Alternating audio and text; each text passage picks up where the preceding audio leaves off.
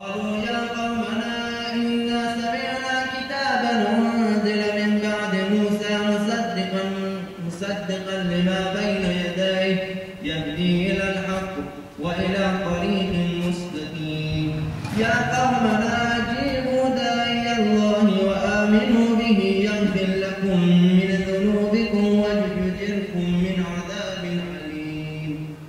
شوریده‌ای همراه ما بود، نعره برزد و راه بیابان در پیش گرفته، یک نفس آرام نیافت. چون روز شد گفتم این چه حالت بود؟ گفت بلبلان را دیدم به نالش در آمده بودند، از درخت و کبکان، از کوه بوکان، از آب بهائم، از بیشه اندیشه کردم که مروت نباشد همه در تسبیح و من به غفلت. گر به مثل جام جم است آدمی، گر به مثل جام جم است آدمی، سنگ اجل بشکندش чон суфал. Значит, что если человек думает, что он бессмертный, как хрустальный шар Джамшида, камень судьба идет и разбивает.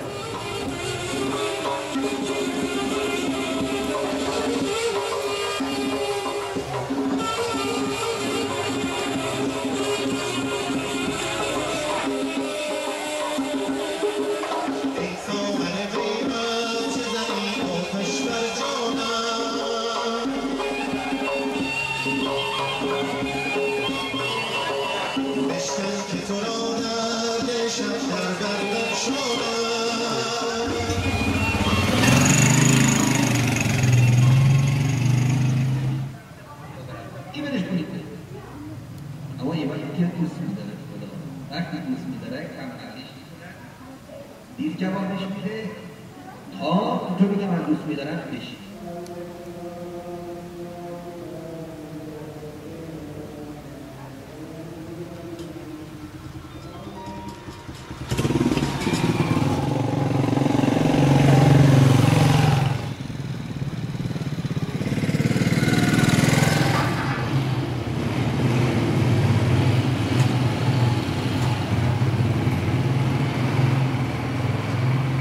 جهان خودم از آنم که جهان خودم از اوست، عاشقم بر همه عالم از اوست. به غنیمت شماره دوست دم عیسی صبح، تا دل مرده مگر زنده کنیم که دم از اوست. نه فلک راست مسلم نه ملک را حاصل، آنچه در سربستی دارد آدم از اوست. به حلاوت بخورم زهر شاهد ساقی است، به ارادت بکشم درد که درمان هم از اوست. زخم خونینم اگر به نشود به باشد، زخم خونینم اگر به نشود به باشد. کند آن زخم که هر لحظه مرا مرهم از اوست. غم و شادی بر عارف چه تفاوت دارد؟ ساقیا باده بده شادی که غم از اوست. پادشاهی گدایی بر ما یکسان است، پادشاهی گدایی بر ما یکسان است، که بر این در همه را پشت عبادت خم از اوست. سعدیا سیر فناگر بکند خانه عمر، دل قدیم دارد